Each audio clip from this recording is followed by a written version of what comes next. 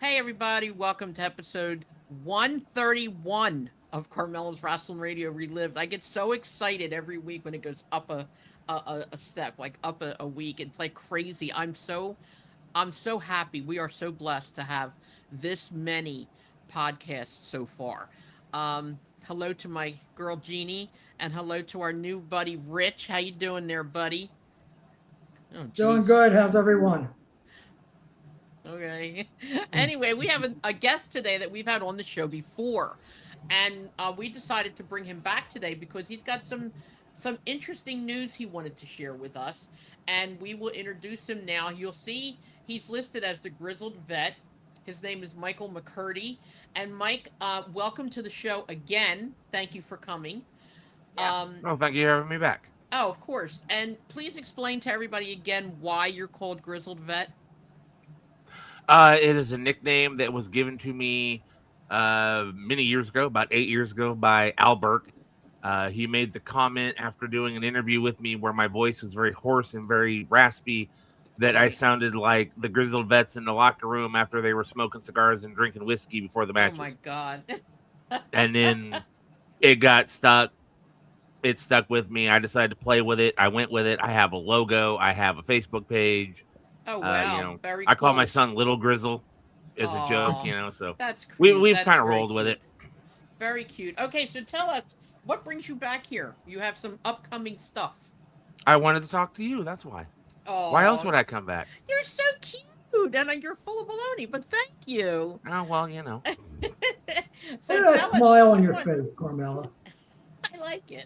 I love attention. You got to understand that. Every Jeannie knows that. Everybody who knows me knows I am an attention whore. I'm sorry to say that, but I am. I So would I not use love that it. word to describe you. Oh, thank you. You're so cute. You're so sweet. Okay, let's talk about you. What's going on with you, Mike? Recently, I wanted to kind of come on. I want to talk about the new podcast that I'm doing that has started on the Retro Wrestling Archive podcast network on YouTube. It's run by Mr. Gene Jackson. I am now hosting my own podcast, Talking Off the Top Rope, where the I like concept of the that. show is I feel that everybody has a story, Yes. and I want to make sure that those stories never die. And that's kind of the concept of the show. We don't promote an upcoming match. We don't promote an upcoming book. We don't promote, the training school. We talk about them. We put them over. We tell their story. We talk Yes. about their, growing up, personal life. Yes, we talk wrestling because obviously that's the concept of the network and the show. But I put the person over, not and who they are, not what they do. Awesome. Now, you've had a lot of guests on so far. Can you tell us who you have had on already? I have actually only we've there's only been 5 episodes so far. It's a Okay. bi-weekly show. Been running since the 1st of June. Okay. First guest was myself. Oh,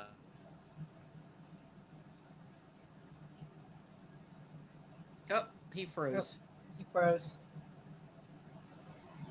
Okay, while Mike is Gene unfreezing. Jackson. Oh, there we go. Go ahead. You were froze for a minute. Can you start over after you?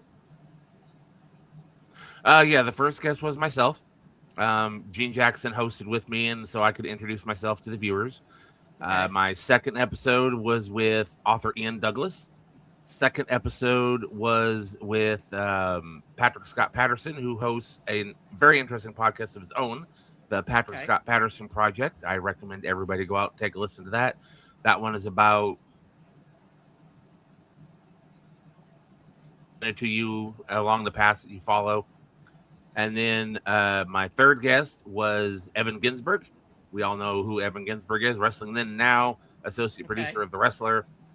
And then my most recent guest was the Golden Boy, Greg Anthony. That's the current episode. And coming up this Wednesday, I will be interviewing Milan Murray Burke. She's a librarian with the University of Texas Arlington. She's done a lot of work with Texas wrestling history. So we're going to be talking about that, talking about, kind of her life. And she's actually the first female guest I've had on the show. So I get to have an interesting perspective on wrestling from the female point of view and working in a very male dominated, section of wrestling. Because Absolutely. obviously Yep. most historians, it's male and, so, but yeah, no, we talk a lot about that, but she's my next guest. Upcoming guests, I have a friend of mine who wrestles in the independent scene is Andrea the Giant. No, not Nicola Roberts, the original Andrea. Oh Although she was given no, that you name. really have her? She's awesome. You've met Andrea. I've never met her. I've seen her. I Not think the she's original Andrea the Giant. We're talking the one current. all right. I don't know her then. How tall is she?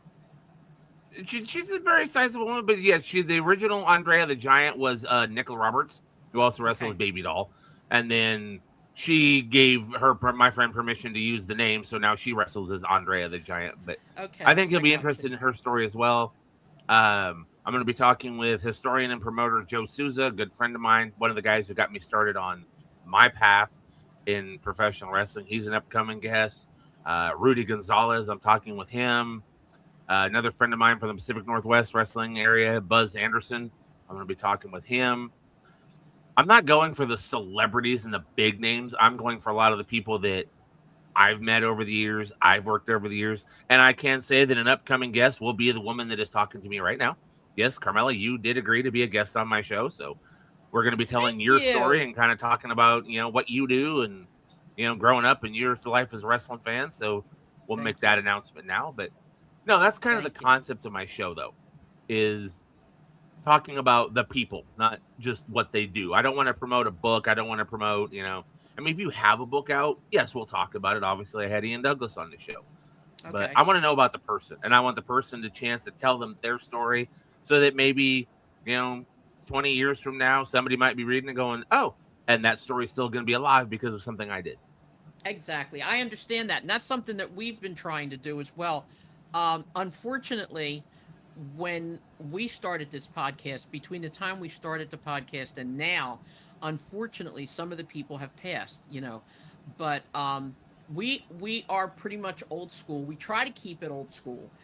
We've had a lot of older wrestlers on, like you said, telling their stories and how what they did, and it helps a lot because I was around during those times with them, and I wasn't just a fan. I mean, I am a fan. Of course, I was since I was 6 years old. But I was also a promoter. I was also a booker. I was also uh, had a talk show on the radio in the 80s. And, I did a Don't give lot it of. all away.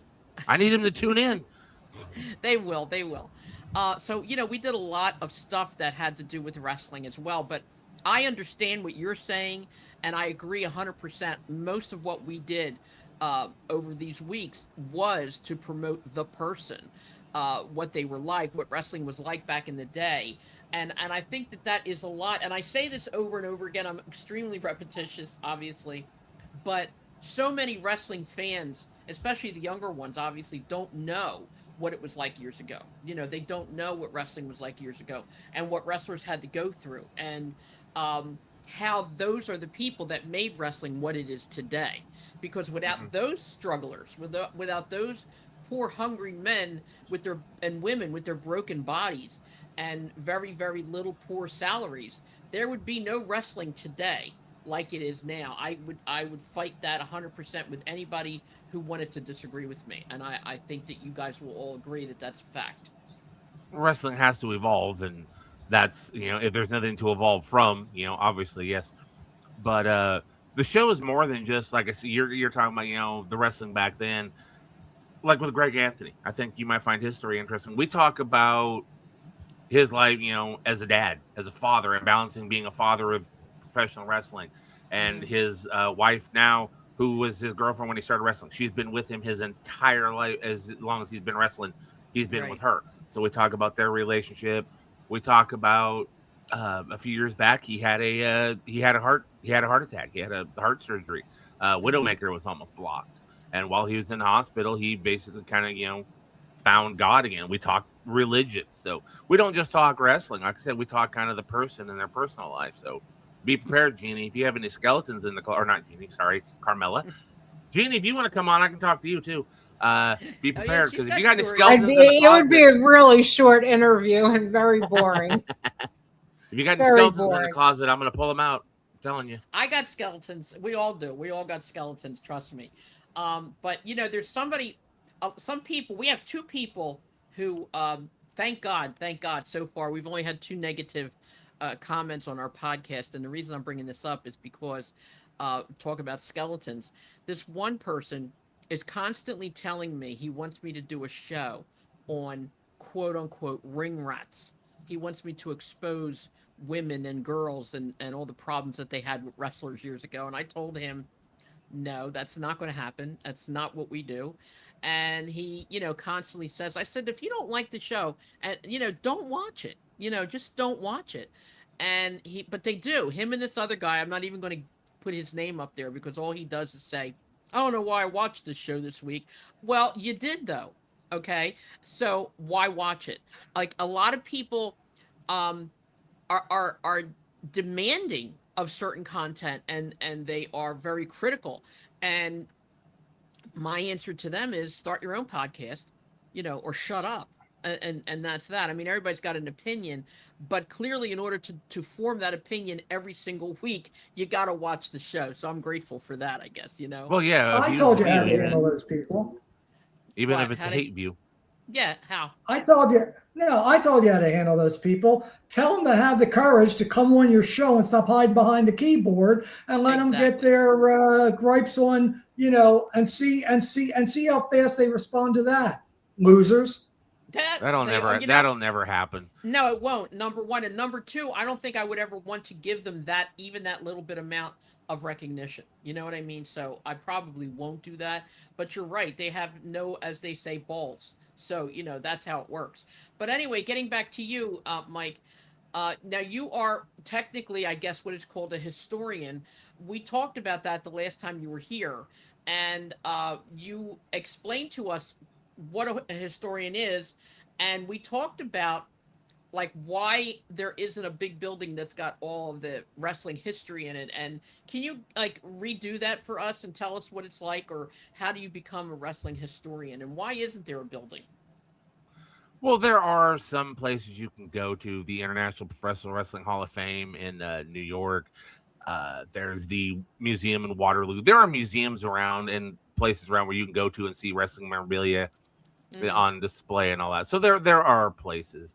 As far as being a historian, I mean, I hate to classify myself as a historian on a lot of bases because a guy like Scott Teal and Greg Oliver, Evan Ginsberg, those guys, I'm nowhere near their level. I'm very amateur historian, but research, chronicle things, find the research, study, pass along the information. I'm part of a large network of people where if someone wants results from a certain area, I have people I can reach out to and get those results. They can reach out to me and get results. There's many ways to be, a historian. I talked with this years ago at my kids' school, elementary school. They had a career day and they wanted dad to come and talk about being a radio host, Mm. historian, and all that, a radio host mainly. But my oldest daughter, her class, they wanted to know more about the historian work. They were asking me, can you be an art historian, a book historian? I'm like, yes, easily. Because, Mm. you need people to praise. But how do you find it? You study it. If it's an interest of yours, study it, learn about it. There was a kid in her class that they told me about who they said he's a Civil War buff. He knows all about the war. So I asked him, I was like, okay. I said, tell me a fact. Tell me something. And he rattled off this whole spiel. And I was like, that's impressive. I said, keep up with that.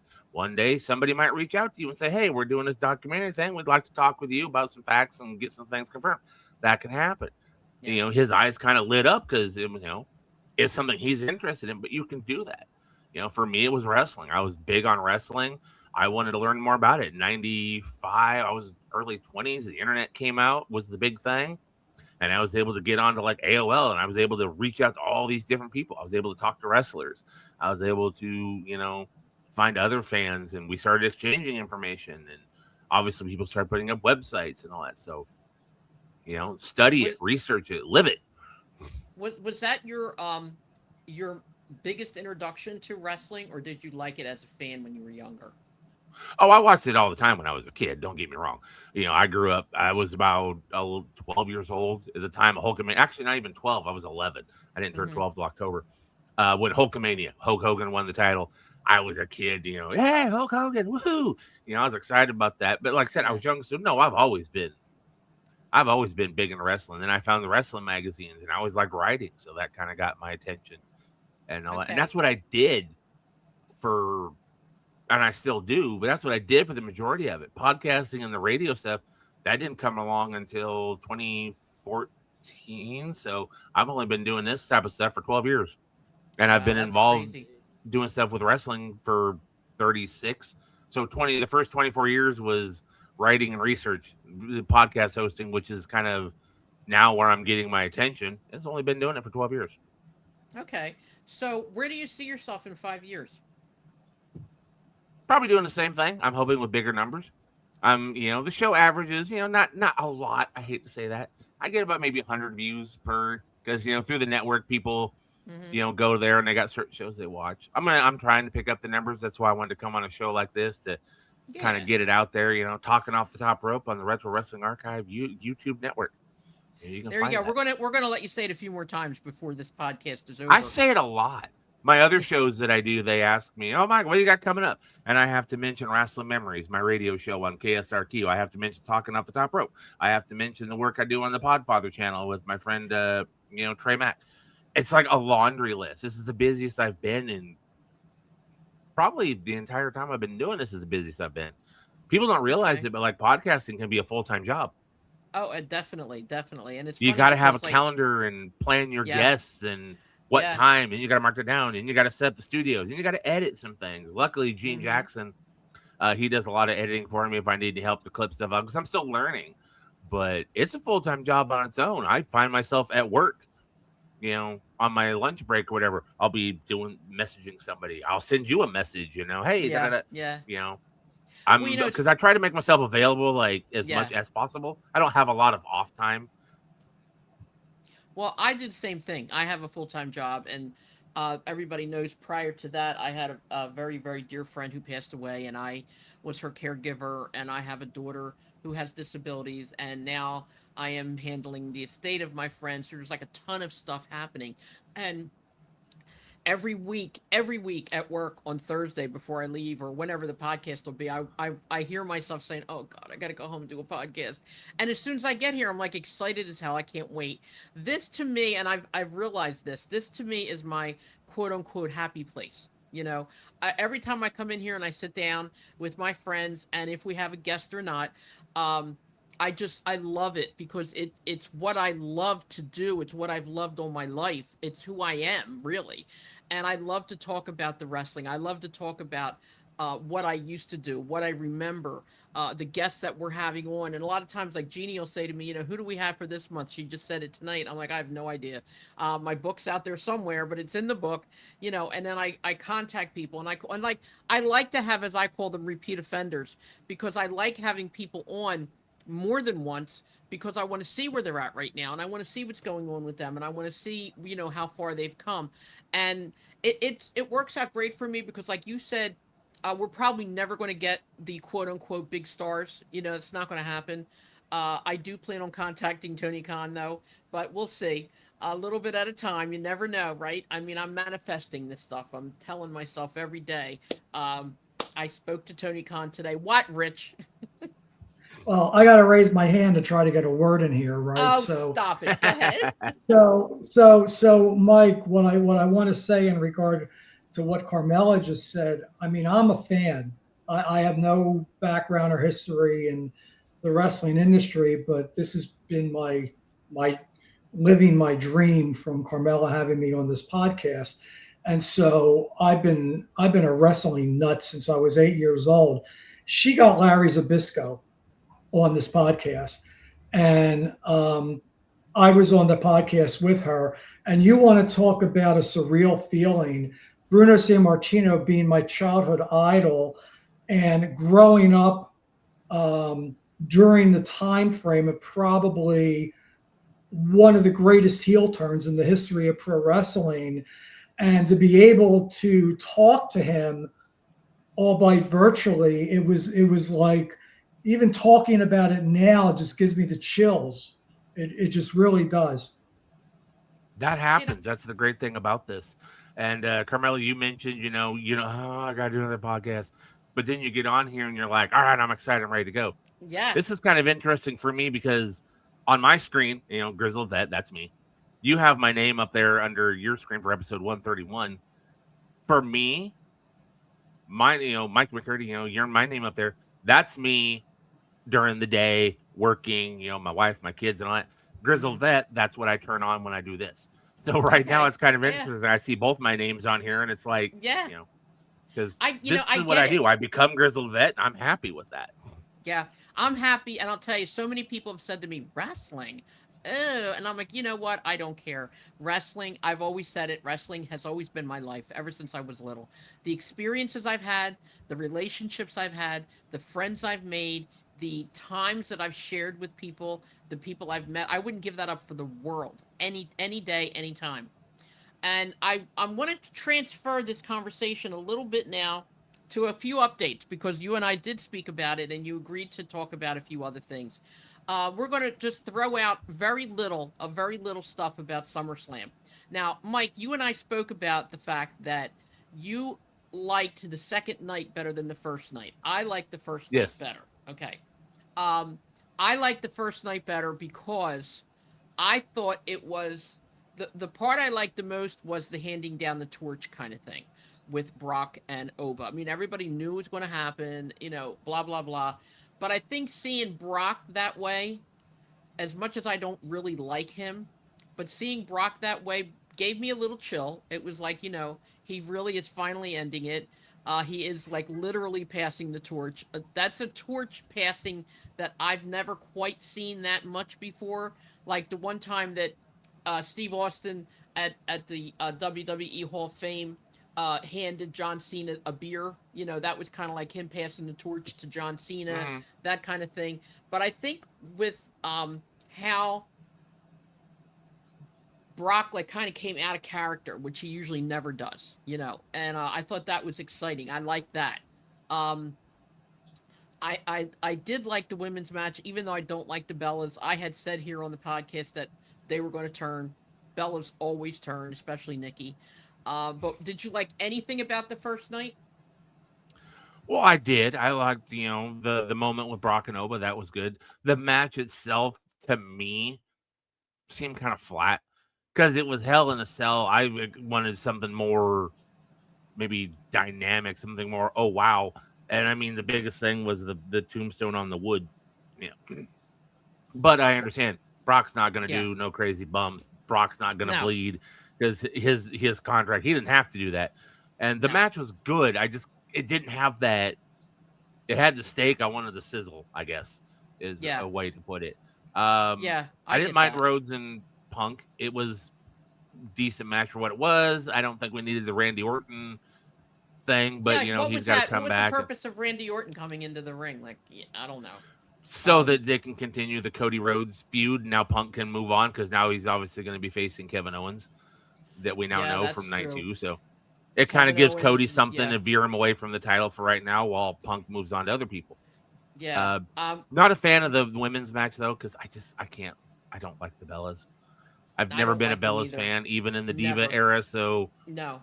I love Fatal Influence though. Those are 3 very talented Yeah. girls, Yeah. and I think I, especially like JC Jane can do a lot. So, but I yeah, the think the Bellas just don't do it Bellas. for me. I think the Bellas should have stayed in the Diva world. Like, if it was a multiverse, the Bellas should have stayed in the Yeah. Diva universe instead of coming out into the wrestling. Jeannie, what do you and Rich think about all that? What did you think about those matches for Monday, or the first night rather? I didn't see anything. I mean, I saw highlights and clips or whatever. I didn't watch either night. But I did see, apparently Brie got hurt and Nikki, turned on Paige. And for me, it was just like, I don't care. I don't care. Been there, seen it, done it. Find something new to do. Yeah. Now I like the Bellas. I mean, I think they're past their prime now, but I always thought they were very good in the ring. Personality wise, whatever, they are what they are.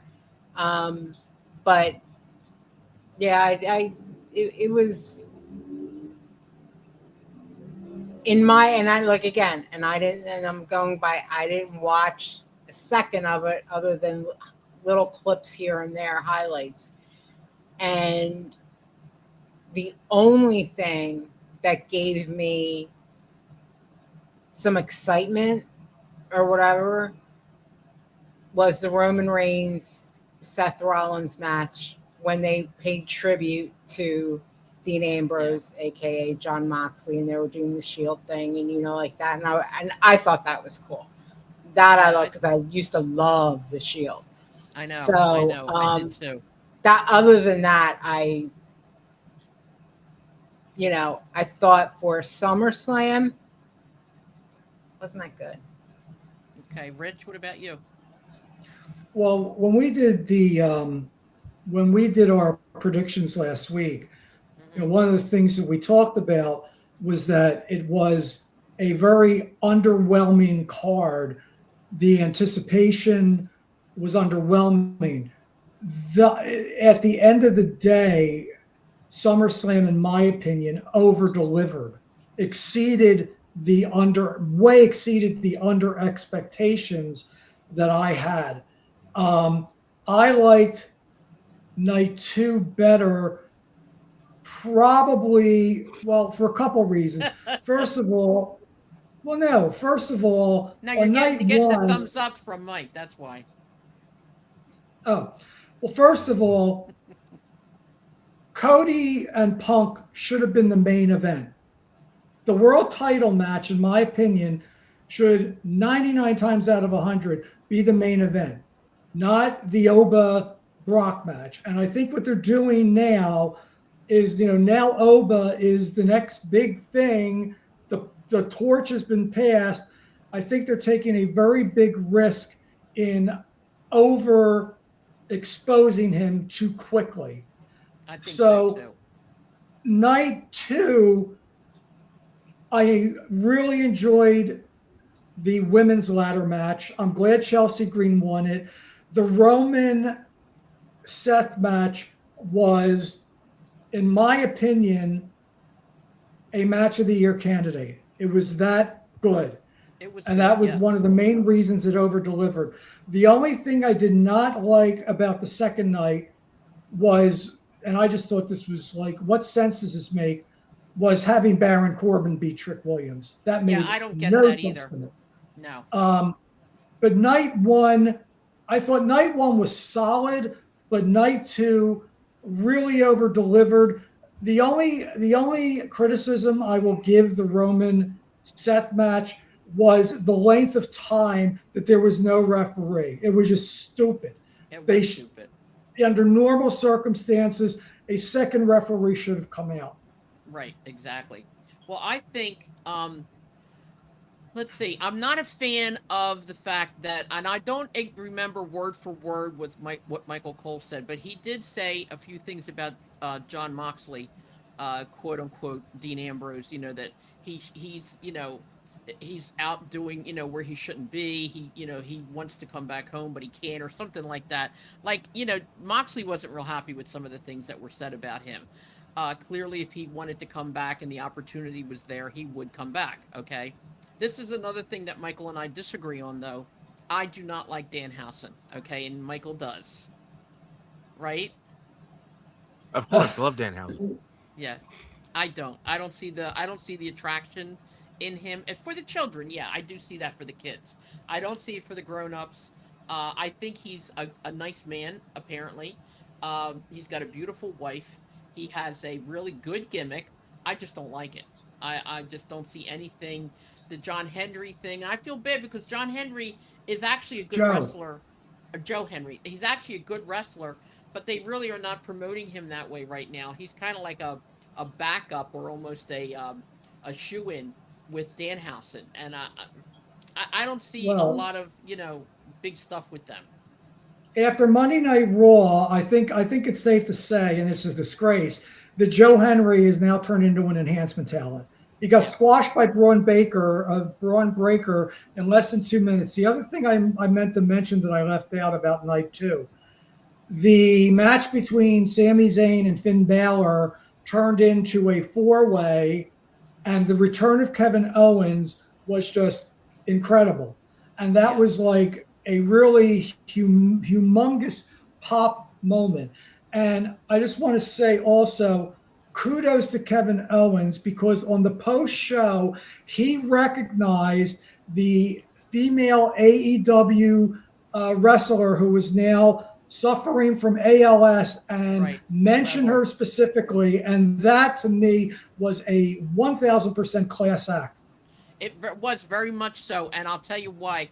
I was going to say that because he actually was very specific, and he said she never wrestled for WWE, but there are some things that are bigger than wrestling, and that gave me the chills right now just even repeating it. Now they're doing the Ice Bucket Challenge again for her. She has been on a couple of interviews.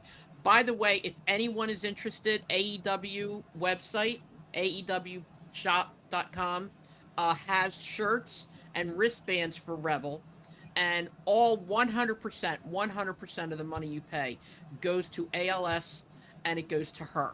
So I think that's really important. I really want to get myself a shirt. It says Rebel Heart on it, and this young lady has really shown an incredible amount of bravery in this disease that is a horrific, horrible disease for anybody who has it. Um, I don't know, Mike, if you're aware of her. I'm sure everybody is, right? Oh yes. Yeah. She is amazing. She's a wonderful girl. It's a shame and her career had to end because of it. And I actually am considering doing a whole show on her. I think it'd be a really good idea. Because all of us are blessed right now. All of us get up in the morning, maybe some aches and pains, maybe some aggravation, maybe a lot on your plate, whatever. But thank God we don't have those kinds of diseases, and that's something to really be grateful for. So somebody like her and Jeannie, and no, not you, a girl that I work with. I'm sorry, and I talk about another woman who's on a reality show that we watch called 90 Day Fiance, who also has ALS, but she's a much older woman. And it's a terrible disease. I had Jeannie, you remember Rich, where he used to live in Ben Salem? Yeah. Right? His neighbor had ALS, and we watched him, get to the point where he was passing away, and it was horrific. It really was. So, Rebel, we send you our love, our heart. Hopefully, we can get this podcast to you, and hopefully, people will get onto the AOAEW website and get, a shirt, any kind of merch, a bracelet. It's not really that expensive. The bracelet, I think, is only $10.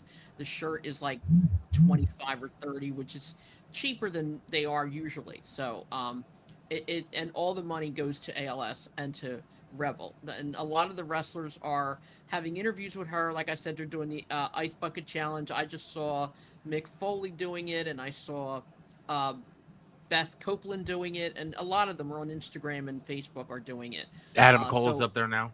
yeah, exactly. Tony So Schiavone. yeah, Tony Schiavone. That was funny. His grandchildren threw the buckets on him. I thought that was so damn cute. And so anyway, and getting into AEW real quick right now. I don't know how you feel about AEW. Mike, do you like it or do you not like it? I The review WWE. AEW Dynamite every Thursday night on Get Your Bell Rung Pro Wrestling Podcast. So I yeah. love it. And I'm telling you right now, and I'm going to say this out loud with my heart and soul.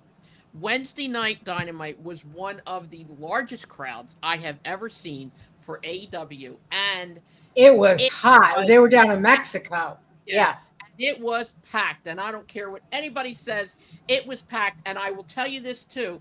SummerSlam did have tarp seats, just in case everybody says AEW doesn't draw a lot of fans, but WWE does. WWE drew almost or a little more than half of the people in that building than they have in the past, and there were tarp seats. I took screenshots and sent them to Rich. But last night, I got to tell you, last night's show I thought was phenomenal, completely phenomenal. The match with Dunkzilla and Will Ospreay to me was an incredible match. It was so good, and seeing Edge, Adam Copeland, and Christian, and the Young Bucks, and I just like the energy there. To me, I don't know how you feel about this, Mike, but to me, it reminds me a lot of old school stuff. What do you think? I enjoy AEW. Last night's show was okay. There was, as they are every week, there's hits and misses. Yes, it was a good crowd, but Tony runs in smaller buildings. He's able to configure things a little better, make it look good. The crowd was good. Uh, there were the obvious issues, though. That 619 that Edge did was 100, or excuse me, Cope did was 100% complete flop. He missed him completely and Yeah. fell on his Yeah. butt. Yeah. Yeah. I will call it out. That's what we Mhm. do on Get Your Bell Rung. If we see something that we go, okay, this is blatantly obvious, then anybody can see that it's blatantly obvious, and that was one Yeah. of them. Yeah. I I've did noticed like that I too. did like Mark Davis and Osprey. I thought that was a good match. Yeah. I It did was a enjoy that really one. good I like the match. trios match. New trios champions. Speaking of AEW, though, you also mentioned Rebel. The first week, I think it's September 9th, I Yeah, want to say, September 9th. is Yeah. they're doing Yes. the AEW Rebel Heart show. Yes. We're going to be doing a special edition of Get Your Bell Rung Pro Wrestling Podcast that week because KG and I have both talked that we feel guilty critiquing a show dedicated to Rebel. So we will not be doing our typical review of what we liked, what we didn't like, because that's not really the place for this one. We're going to do something Right. that's going to be a little more fan friendly, Rebel friendly. Yeah. I've talked to my wife. I've even joked around about the concept of possibly doing an ice bucket on the show just for giggles. I've done the ice bucket challenge before. I did it Have you? years ago when it was the thing. Yeah, a friend of mine I did Yeah. it. If you haven't done it, it sucks. Uh, a bucket of ice cubes and water is Yeah. very painful, very cold. Yes. It And is a if you have complete shock to the arthritis, it's system. even more painful. So yeah, no, I'm not doing Yeah, that. see, now I Yeah, have some I'm more not. medical issues, so that might flare up, Yeah. but I'm willing to try Exactly. it. Yeah, I've also that's what reached we're out gonna to do. Rebel to try to get her as a guest on my radio show before she's not able to do Speak. interviews and Yeah. things. Yeah.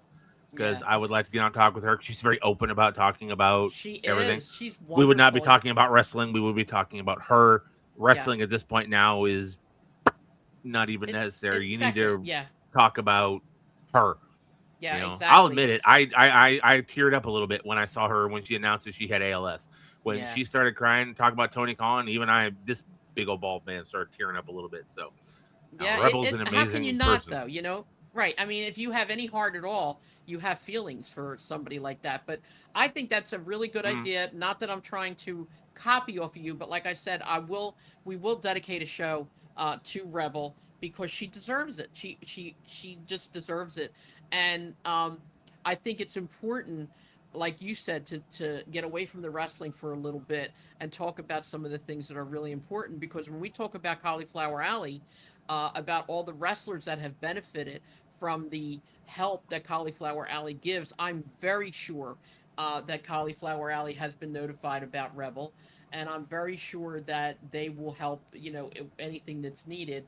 But there's so many wrestlers over the years that have had terrific, horrible health issues. And you don't hear about them. You know what I mean? Now with the internet and all this stuff, you hear about issues that people are having. But back then, it was awful. Like even we had a big story about Ox Baker. We had his daughter on, and I didn't know any of that. I knew nothing about what he suffered or what he went through, and it breaks my heart that I I didn't love know. Ox Baker. Ox was Oh such a my great God, guy. he spent the I got weekend to at my meet him. house. Oh my God, I'm telling Oh you, he Lord. was amazing, Let me amazing. let He me was tell you so a quick kind. story about let me tell you a quick story about Ox Baker. We're going off Okay, the rail here on this one. that's all right. Go ahead. CAC, I think it was the second year I was there. I had bought one of his t-shirts. It was a camouflage shirt. It has his picture on it. I wanted to get a picture of me wearing the shirt with him. So we're standing there and, got our arms around each other's shoulders. And one of the guys walking by going, Ox, he could be your son. And Ox looks at him and goes, there's no way he could be my son. I haven't seen his mother in. How old are you, kid? I was 35. I said 35. I haven't seen his mother in 37 years. And everybody got a laugh about it. I Yeah. gave him a big hug. I'm like, Dad. He's like, no. Well, it's funny when he came to our house. Jeannie can elaborate on this story because I know it's one of your favorites. Yeah. My little girl, my oldest daughter was about maybe 1 at the time, No, And she was like 2.5, maybe 3. okay, well, she was at first terrified of him because of I the would be deep too. voice and the demeanor and all. By the The time he was done, eyebrow, the evil yeah, eyebrows, and all. yeah, Yeah. that was funny. By the time they were done, she was sitting on his lap laughing away, and she had a great time. Jeannie, it's all you. Go ahead, tell the story. Yeah, no. Well, yeah, I was what, 18 or 19, and I was scared to death of him just the way he looked. I'm like, oh my god, like, this man is like. And we were in your den, and he was sitting, and he had his shoes off, and I just happened to look down, and I thought, are his toes bleeding? Like I couldn't, and so I said, excuse me. I said, I'm sorry. Are your toes bleeding? He's like, no, that's my nail polish. Don't they look great? Don't they look great? And I was just like, oh my god, I love this man now. Yeah, Like he was just so and nice, so yeah, sweet. Yeah, to see somebody that had that persona in the ring be so different yeah. outside of the ring, and we And he's a experienced hell that of a with a singer. lot of wrestlers. What's that? He's a hell of a singer too. Yes, yes, he is. As a matter of fact, one of the stories that I tell, and this is way old, the very first wrestlers when I was only a kid came to my house were Tony Parisi, also known as Tony Pugliese years ago, and Louis Cerdan, also known as Gino Brito. My mom and dad, spoke Italian, obviously, to all these wrestlers who at the time were predominantly Italian, and they were looking for a place to go because there was like no hotels, and they were on their cars overnight and stuff. So my mom and dad were like, hey, they were there like years ago. They were involved, like knew all the other wrestlers even prior to Bruno. And why don't you come to our house? My mom's like, I'll cook. Everything is, and I do it now too. Everything that came out of our mouths is, I'll cook, I'll cook. So they're like, yeah, all right. So they came, and that's where the wrestlers spent a lot of their time, was at my house and not at hotels and not, stuff like that. A lot of the wrestlers were at my house over the years. But anyway, they came to my house, and we're in the kitchen. My mom had made pasta. It's always easy to make pasta, so she made pasta and meatballs and some other stuff. And we were sitting there just talking, and all of a sudden, out of the clear blue sky, these two wrestlers start singing opera, like the opera you would hear in a theater, like a play. It was amazing. It was like this all with the real deep voice and all. 3 o'clock in the morning, half my neighborhood was looking out my window or looking in my house in my window. My uncle who lived with us got up. He said, "What the hell's going on?" But we had a blast, and nobody got any sleep. They slept a little bit in the afternoon of the next day. Then they went to their next wrestling match. But it was amazing. I loved it, and those are the stories that I like to tell. Just like you were saying, I love stuff like that. But yeah, we're definitely going to start doing some other stuff like that with individuals who have had these quote unquote stories that are there. Everybody's got a story, that's for sure. But Don't be stealing my thunder. Well, we've Correct been me. doing that for since day one, really. Correct me No. if I'm wrong, Carmela. Correct me if I'm wrong, Carmela. In You're the wrong.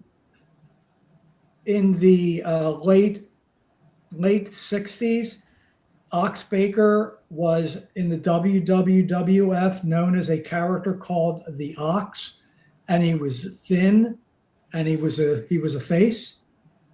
Am I correct? That rings a bell, okay, but I'm going to be honest with you. I was way little, okay, so I'm not 100% sure. Let's ask our historian here. Is it true? I do not believe Ox Baker wrestled in the WWF at the time. Ever? I think he was. I do not recall him being in there. I believe he was more of the kind of the territories guy than he was. I mean, even though WWF was a territory, I would have to look it up. But I do not believe Ox Baker was ever in the wrestling there. I've heard of the character of the Ox, but I don't think it's the same person. So I was under the understanding that the character of the Ox was Ox Baker. But No, we'll have to I'm look sure that up. And it looks like And what Mike's doing happens- it right now, and so is Jeannie. Yep. And We'll see. what do I get if I happen to be right, Carmela? We could talk about Okay, that. here off we the go. air. Douglas Baker worked briefly for the Worldwide Wrestling Federation, WWF, in 1967, so 5 years There before I you was go. born, as the Friendly Arkansas Ox. Wow, Rich. Look at you. All that in a bag of chips. I'm telling you, this is why I love having you on the podcast, among other reasons. This is one of the things, like, there's nothing that you don't know. I love that.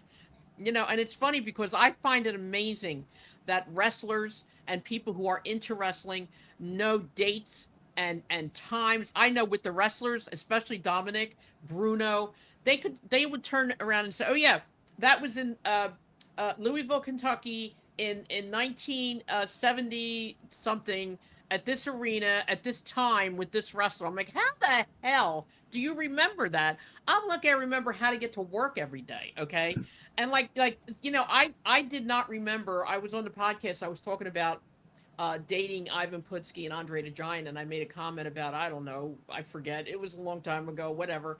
And one of those two guys made the comment, "How could you not remember?" Because I don't. I don't remember. I remember the dates my children were born. I barely remember a lot of things that, I mean, I don't remember dates. Let's put it that way. I'm not a date person, even now. Like if this is over now, and like you tell me 2 weeks from now, when was Mike on your podcast? I'd be like, I don't know, a couple weeks ago. I would never remember the date. I'm not a date person, but it's amazing. I don't know, how do you guys do that? I, for one, am not a specific date person. I'm a fact person. So I might be able to tell you that this happened, this happened, this happened. You tell me, oh, what year? I don't know. I'm not a date person. I don't do the numbers. I do the facts. I'm not. I did not understand. I did not realize that Oxbaker was but 1967. Obviously, I was not even born yet. But you know, I know most of his, and it says in there, this is before he went on to become the villain that we all know. So he would have been a baby in WWF. So exactly, kind of a babyface ox, the friendly Arkansas ox. It said. There you go. I was 10, so I wouldn't have remembered that anyway. And it's funny because I remember, it's weird. I remember the day I met Ivan. I met him right before I graduated high school in 1975. Now that I remember. I remember a whole lot about him. I remember dates. I remember specific day was April 23rd, 1977. And I won't talk about that. But I do remember dates about stuff like that. I remember, I remember things. I do, but important things. Yeah, the important things that I'm not going to talk about on the air. Yeah, but Rich, how do you do it? It all goes back to the love and the passion that I had growing up for it. When I think of certain memories, it's like it happened yesterday. Yeah. I mean, there's certain points in time of things that I saw either on television or in person. And it was like it in my mind, it happened yesterday. Can I give you one example real quick? So again, we're going back to the old days of the Philadelphia Arena.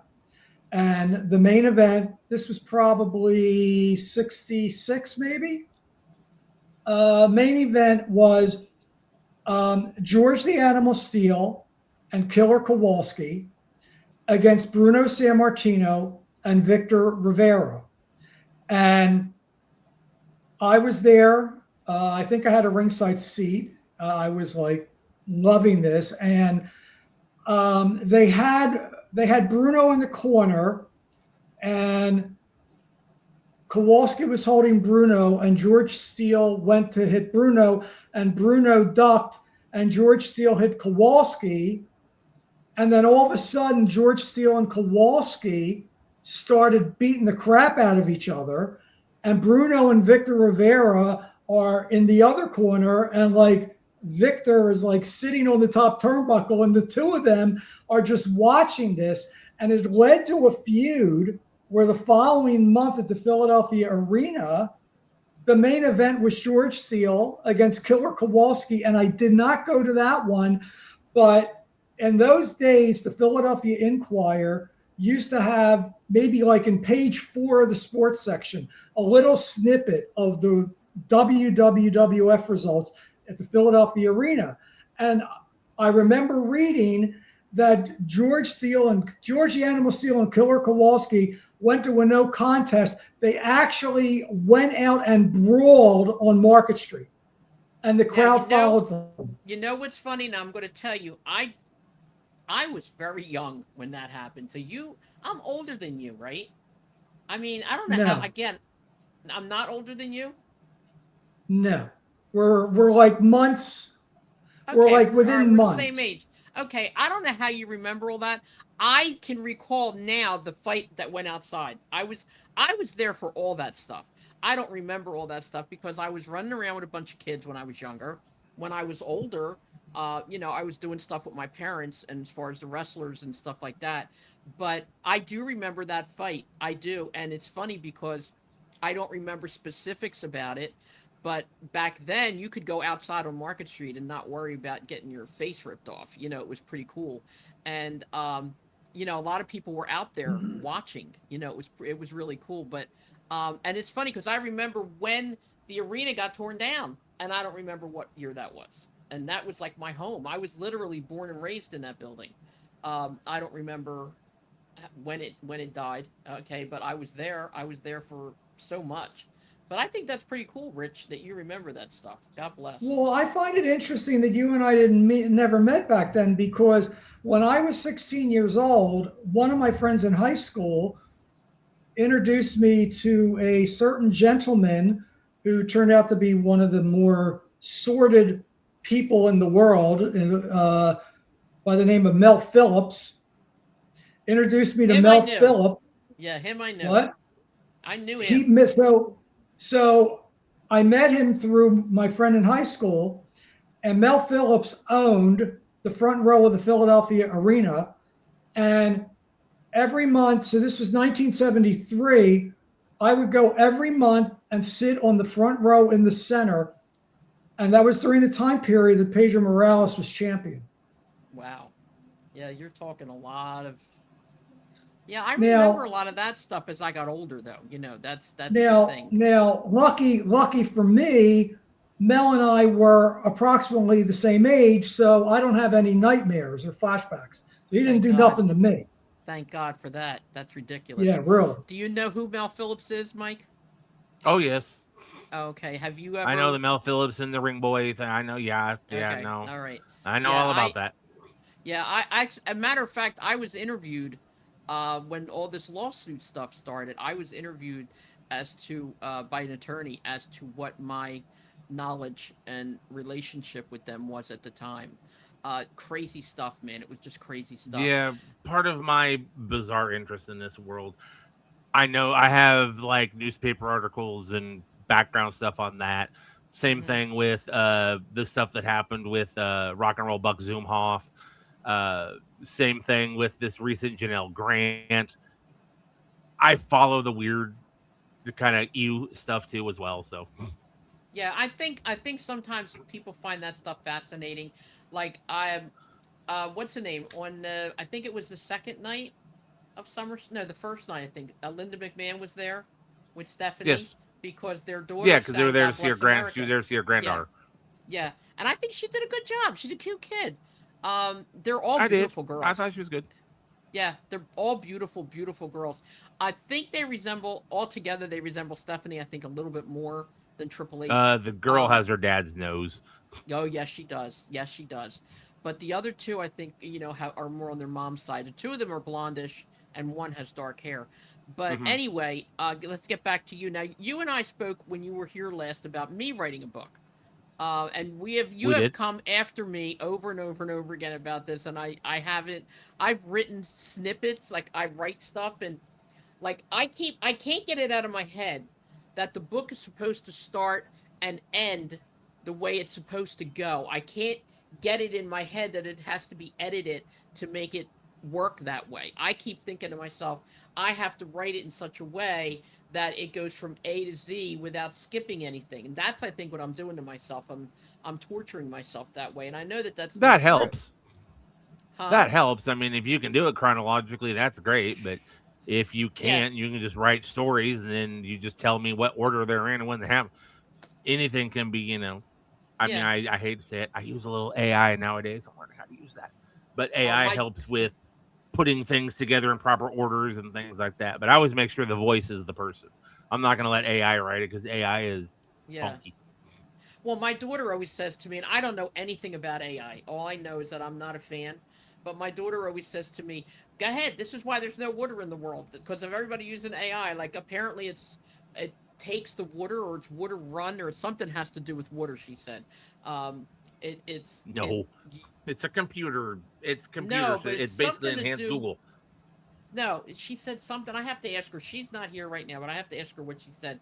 She kept telling me this, and she said that it has. This is why it's so hot out. Like she goes into all that. Like talk about a historian. She does research that there's like no tomorrow. Like she researches everything. I'll ask her, and Okay. I'll let you know what it was. But I Okay. don't understand it. It's your daughter, so I won't say anything. But some of No, that, you could say whatever there you are want. people who think that a friend of mine told me that AI is dangerous because it told a girl to go and kill herself, and she did. AI doesn't talk to you. AI is not going to tell you that type of thing. No, That person obviously already had some deep no, seated issues. no. I believe that As people far as do the that. water thing, goes, it has nothing to do with water. AI has nothing to do with the weather. I don't There, know. Like I said, those are things called conspiracy theories, yeah. and people think AI is taking over the world, and eventually everything's gonna be run by AI. You can't. I work at a grocery store. You can't go to AI and ask AI to slice you up a pound of smoked ham. You can't do that. Hey, AI is you not never going to take know. over the Maybe world. AI will create a robot that can slice you up some Yeah, well, cooked ham. but I'm just No, saying, there's yeah. all sorts of conspiracy theories and the whack job theories about AI, and the water thing sounds a little bit far fetched. AI I can have to ask her what she meant when she said that. I could be Okay. wrong in my AI translation of it. Go ahead, Rich. Yes, Rich. AI can be very useful if used properly. Take, for example, that letter that you were going to write that you sent to me, and I sent it back to you after I put it into AI, and you loved it, and you sent it, and guess Yep. who got into the Women's Wrestling Hall of Fame? Well, I'll be honest with you. That letter had a lot to do with it, but let's not forget that Chuck Langerman was the protagonist in everything that has to do with me right now. And I want to say, now that we brought this up, I also want to say, sending prayers out to Chuck. He's not feeling well. He's dealing with some health issues. So we want to send prayers out to Chuck and hope that you feel better really soon because you are severely missed. And Chuck is always on top of everything we do, and I love him. And yeah, Chuck also is on board with he's trying to get me into every Hall of Fame there is. I mean, not going to happen, but I appreciate it. I really do. But anyway, and I keep hearing though, Mike, that people, a lot of people say to me, write a book, because I do have nice stories. I really do. I've had incredible experiences. Like I said, experiences that I will never forget, and I don't regret not any of them. Some of them were not great, but I don't regret them either. But I really do need to write a book. I need to do something. So, and this is not because you haven't been chasing me for it. Every This is couple all weeks, I me. hit you up. Yeah. Yeah. Every couple weeks, you got anything for me? And I'm like, oh, no, not yet. But I will. I Damn, promise it's I him again. will. Shit. No, never, never, ever will I do that. But listen, I wanted to tell you, number one, that I am honored to be asked to be on your podcast. After the show, if you want, we'll talk and I'll set up a date with you. But also, I wanted to wish you I'll get in all the touch with you. best I'm of. working on my calendar right now, so Okay, yeah, I'm working on mine too, as a matter of fact. But I want to wish you all the best, all the best. I want to wish you well with your podcast. I want to wish you well with all your endeavors that you are into. Sounds like you're into a well, whole thank you. hell of a lot. I like if I could find a way to make this my full time job, I would retire tomorrow. I really would. I Same could here. I do do the same wrestling. thing. Yeah, I could do wrestling 24/7 and never blink. Like it would be something I would love to lose sleep over rather than worrying about getting up in the morning and go to work. But I think it's wonderful what you do. I think it's wonderful that you the history that you keep track of, the history that you research, the history that you go into a lot of depth. I did ask you this the last time. I said, why didn't you write a book about all the history? But you said, what's the point of doing that? Because it's all out there anyway, I guess. Well, it depends. You don't want to write a book of just like all the history because I mean, there's all sorts of different books of different if you want to read about those stories, you find those books. You want to read about Bugsy McGraw, Ian Douglas wrote a great book about him. Same with Steve Kern. You want to read about the UWF, Jonathan Palumbo wrote a book about the Herb Abrams and the UWF. That freaking book is amazing. There's all sorts of ways. You can't really do a book of just all the history. You have to pick a specific topic. And I like telling all the stories. There's a few, like I said, I'm going to work with you eventually. Stuart Kemp is on me. I've got probably about 100 pages of his that I have to work on. He's been a guest on your show. Yeah. But an all-encompassing history book, no, it's not. Because there's so many different writers nowadays that have that little niche that's theirs. You would just be repeating the same thing. And I'd want to contribute to those people, not take away from them. So Okay. So why haven't you written a book?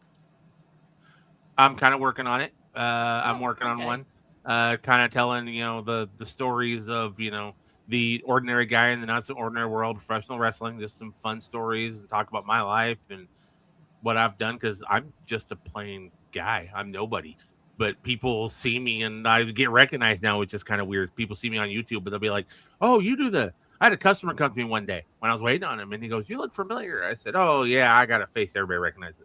He goes, "You're on the Get Your Bell Rung podcast." Wow. What? Yeah, I am. Oh, crap. Okay. And so I had to kind of catch it up. I was like shocked. At different, but no, I'm working on something. And that's also another part of the podcast is I'm telling my story with certain guests.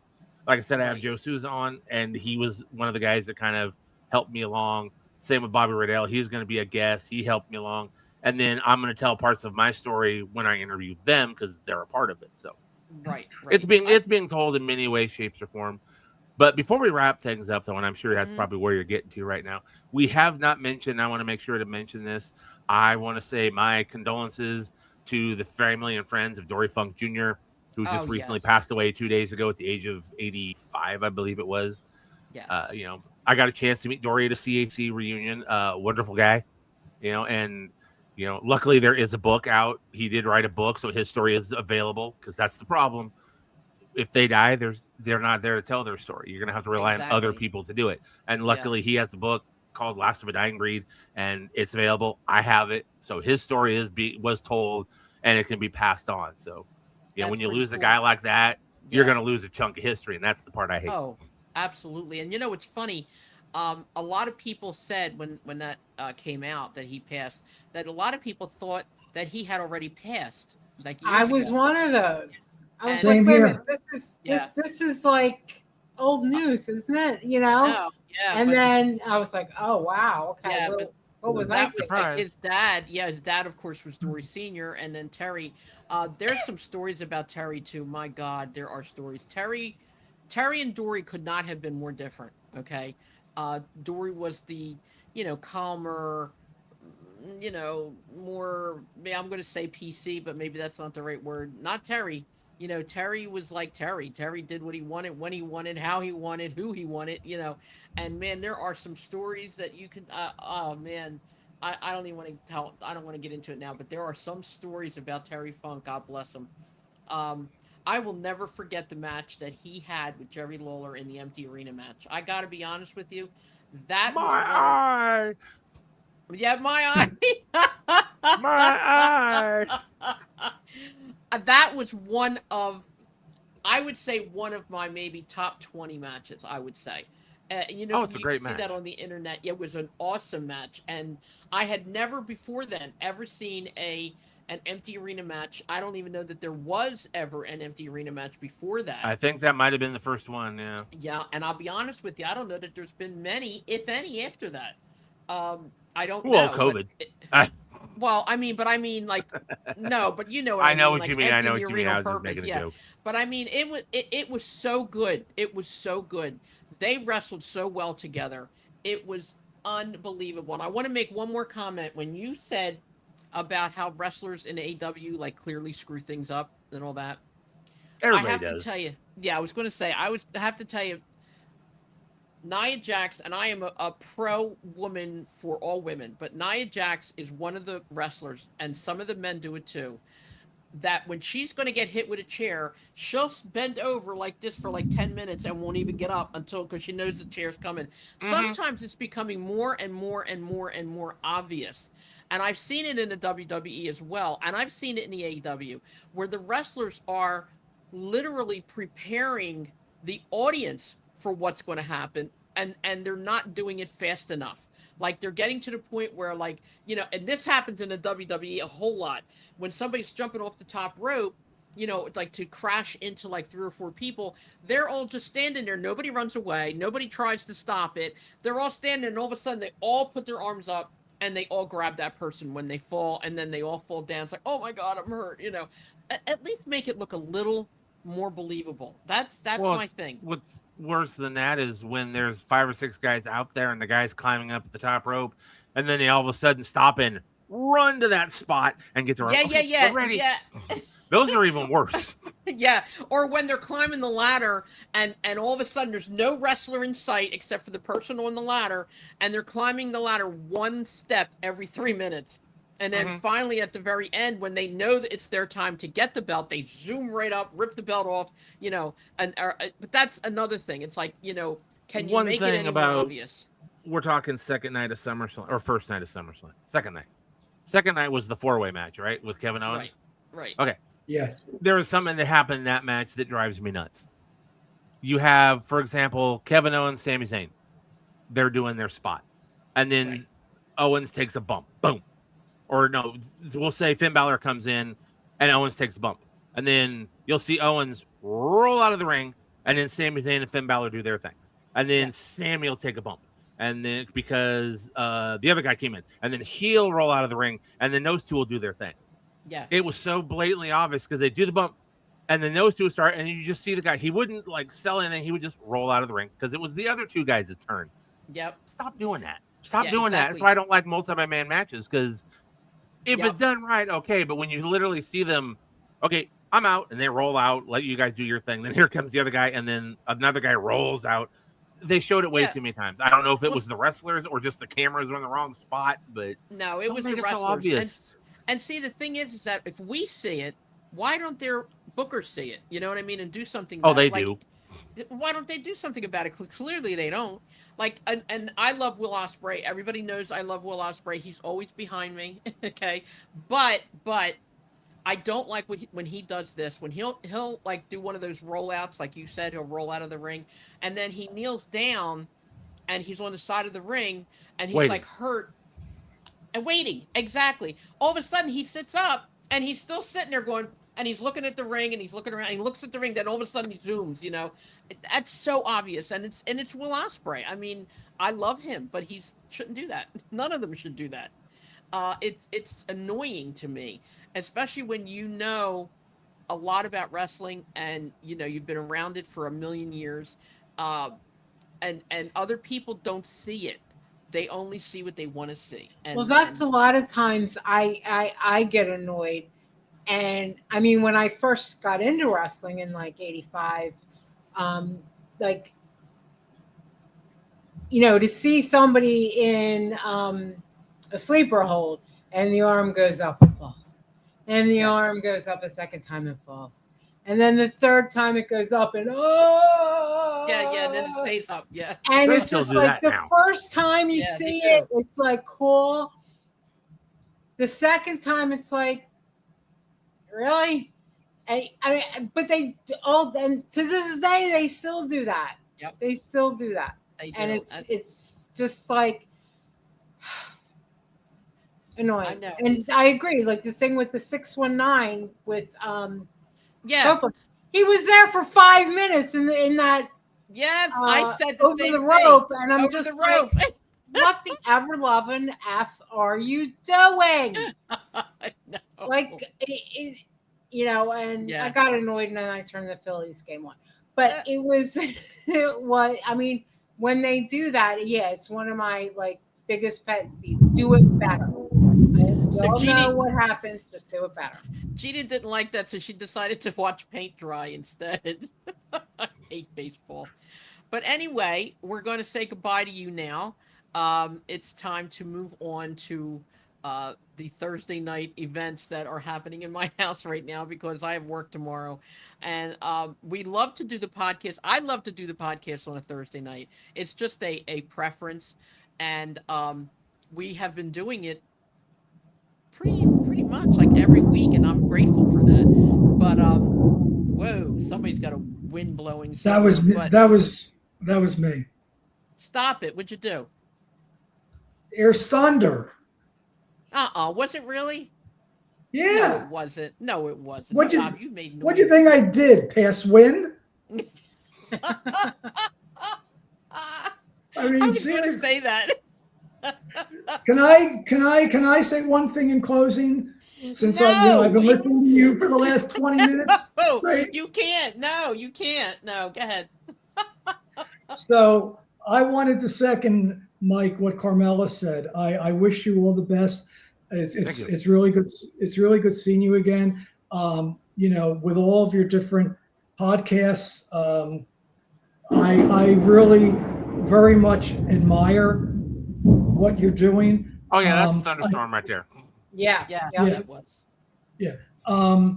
I think it's great what you're doing. I really love the fact that you're having Carmela on as a guest. If I could just give you some parting words of friendly advice, space out your questions because otherwise you're never going to get a word in edgewise. Wow, right? Oh, I'm This is good. my- I interviewed Rudy Gonzalez. I asked him one question. 42 minutes later, I asked him my second question. Oh my God. Yeah, It was literally well- 42 minutes of me going, Well, Carmela will probably beat the 42 minutes. Like, Stop it. Stop you'll it. just see me smile and nod a lot. Never have me back on. No, but definitely we want you to come back on again when when you've had the podcast, this particular one for a while, and I want to see, how everything's going and have you back again for an update. And Anytime. You got a subject yeah. you want me to come on and talk about? Let me know. You got my Okay, number. No problem. Yeah, You know I sure call do. back quickly. Yeah, you do. And you have mine. Okay. So if you ever need anything to talk about, you can call me too. Okay. But anyway, thank you all of you for being here. Thank you, Mike. This was a really, really pleasant podcast. So happy and so kind and so nice to be able to share the banter with somebody who can share it back. I appreciate it, and we wish you all the best of luck. And like I Thank said, you. please keep us posted, and we will look Will do. forward to seeing you again. By the way, everybody, we're going to tell you one more time about Rebel. Please go to www.aewshop.com. There's t-shirts, there's wristbands, there's other merch for her. The 9th of September, right, Mike? Yes. That September 9th, particular AEW Dynamite, Rebel Heart. Yep, it's called AW Rebel Heart. That particular Dynamite will be dedicated to Rebel, Yes. and I'm assuming she'll probably be there if she's She able. is going to be there, yes, Okay. in front of the crowd. And you can Good. also go to iamals.org for more information as well. Right, and you can make donations, by the way, too, at imals.org. Yeah. And, this is a horrible disease. There are many horrible diseases out there. This one is literally one of the worst. So maybe $2, contribute something, help her out, and say a prayer. To me, that works a whole lot better than And some Carmela, other things. if I do Yes. the ice bucket challenge, guess what? No! You have to challenge 3 people. No, that's not going to happen, man. I'm telling you right now. You're going to make me wuss out. No, don't challenge me. Are you kidding? Could you imagine that? I'd have to I would die right If then I and can there. do I'd it have a right, heart my attack. goal is I want to do it live on our show on that Thursday night. The only problem is I'll have to dry off real quickly and come in and do the rest of the show. But Yeah, that's no, kind of you'd my have to goal. do I it. haven't even told the guys yet, but I want to do it Wow. live on Get Your Bell Good. Rung that night. That's really good. Let me know when you're going to do it. Is it live, your show, or no? Yes, our show is live every Thursday night, 7 p.m. Let me know, Central and I'll tune on in. YouTube. I'd love to see it. I really would Yeah, love to see it. that's my game plan. I got to figure it out. In the Texas Good. heat, ice bucket challenge might be refreshing. Hey, never know, right? Well, good luck. Keep in touch, and we'll see you again soon. Jeannie Thank and you. Rich, love you both. Yes, love Thank you. you for everything. Me too. See you soon. Have a good day. Bye-bye.